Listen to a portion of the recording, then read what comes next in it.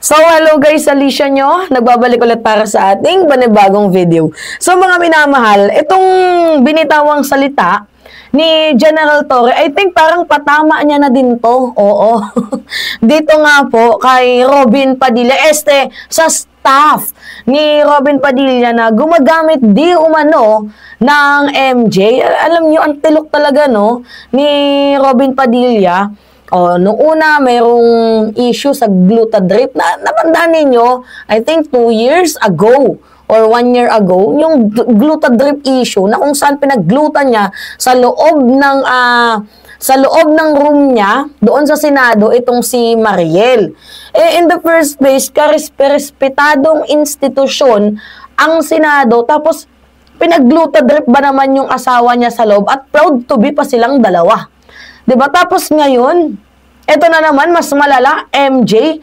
Siguro halos na lang lahat ata ng kahiyan, mga minamahal. Abay, talagang yung Senado nangunguna. O meron pa nga dyan, isang senador, habang nagpa-party, senador ata to or congressman, nagpa-party, nag-birthday. Oo, ewan ko kung saang lugar yun, basta sa mamahaling lugar, habang binabaha ang kanyang lugar mismo. Nag-birthday siya, nag-celebrate siya ng birthday niya sa mamahaling resto. Hindi siya resto talagang inarkila nila yung buong yung buong lugar na yun Nag-celebrate ba naman ang birthday habang yung kanyang mamamayang Pilipino, yung kanyang mga nasasakupan, lubog ng baha.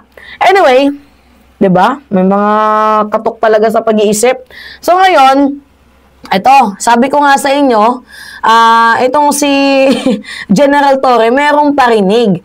And I think na swak to dito kay Robin sa staff ni Senator Robin Hood Padilla, itong tagline na binitawan niya. So ngayon, napanood nyo na ba to? Panoodin natin Sige, alright mga minamahal. Natin, hindi lang dyan sa tuklaw kundi sa iba pang mga droga, lahat na pinagbabawal na gamot. Walang mabuting idudulot sa inyo yan. At itong bottom line lang dyan, wala pa ako nakitang adik na maganda at gwapo. Lahat ng adik, pangit. Di ba may nakita po yung, di ba dati, tingnan nyo ang before and after. Artista, napakaganda, na adik, tingnan mo yung isura. Di ba? Diretsong usapan, real talk. Wala pang adik o substance user na gwapo at maganda. Lahat pangit. Kano naman natin, hindi lang dyan sa tuklaw. Madami na namang mapipikon. Maririnig na naman tayong magko-comment. Ibig sabihin, General Torre, adik ka kasi pangit ka din. Hindi ganon yung ibig sabihin ni General Torre. So ngayon, in a general conclusion, syempre sa kanyang paningin, syempre sila yung nagdi-distinguish, diba? At sila din mismo yung humuhuli ng mga user. So, meron kasi talagang times, mga minamahal na kay ganda-gandang babae, marikit, binibini. Tapos, nung gumagamit na ng pinagbabawal na gamot, makikita ninyo yung difference na parang yung muka, pumangit, yung katawan, pumangit, yung mata, bumagsak, namayat, diba? So, makikita ninyo yung difference ng mga user sa hindi. Kapag hindi ka user, halata naman yung mukha ng stress, diba? Diba? Kung hindi ka user man, iba yung mukha ng stress sa gumagamit. Kasi, yung mukha ng gumagamit, may talagang lubog na lubog yung mukha, tapos ang lalim ng mata, tapos minsan hindi mo ma-explain kung tulala ba sila or talagang sinasadya, minsan lutang, hindi mo ma-explain, ganun din, specifically sa mga lalaki. Dating macho noon, guwapito, tapos nung nag-addict, tingnan nyo yung itsura, biglang, ay putik, hindi nyo na hindi nyo na ma-distinguish kung siya pa ba yun o hindi. Ang daming mga example dyan, pero wag na nating pangalanan. Yun yung ibig sabihin ni General Torre. Kasi, di ba, bilang isang tawag dito, government employee, government worker, public servant, kung tawagin, syempre sila yung nakakakita ng mga before and after ng muka ng mga gumagamit. So, talagang madidistinguish nila na nag-iiba yung physical appearance ng mga gumagamit. Pansinin ninyo, kaya yung ginawa ng staff ni Senator Ping Lacson, isa lang yung masasabi ko, you did a good job. 'Di ba? Gumawa ka ng isang history. Oo. Dito nga sa opisina ni Senator Robin Hood Padilla. Kasi yung staff, mga minamahal, sa mga hindi nakakalam, yung staff ni Robin Padilla ang kumanta. Dito nga po sa staff, yung staff ni Ping Lacson ang kumanta sa staff ni Robin Padilla. I have a proof sa inyo, mga minamahal. Pakita ko sa inyo. Yes, of course. Yan o. Ibang sesyon na. Senado imbestiga ng marijuana session ng staff ni Robin Padilla.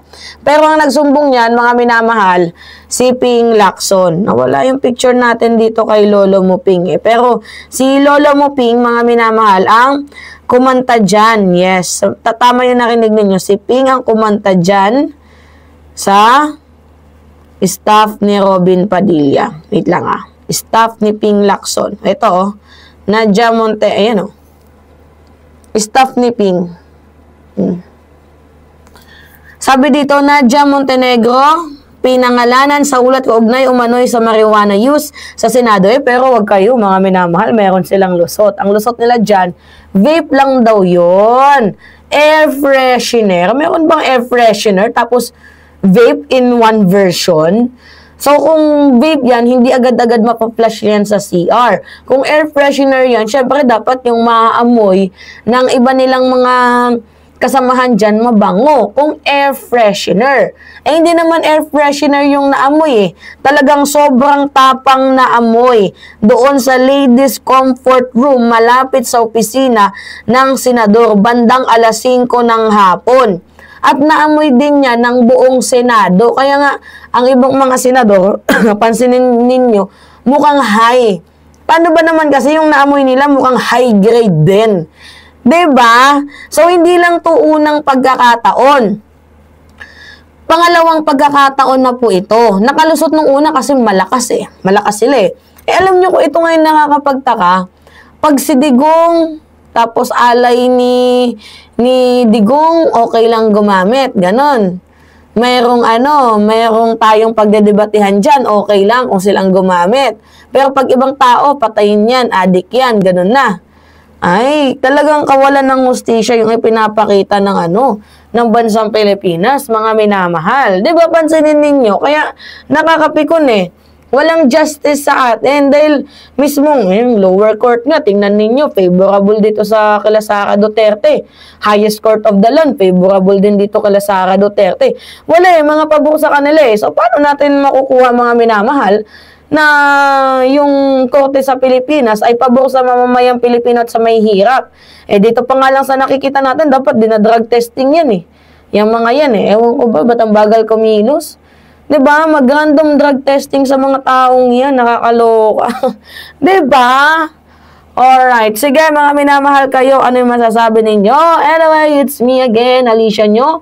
Nagbabalik muli para sa ating panibagong video.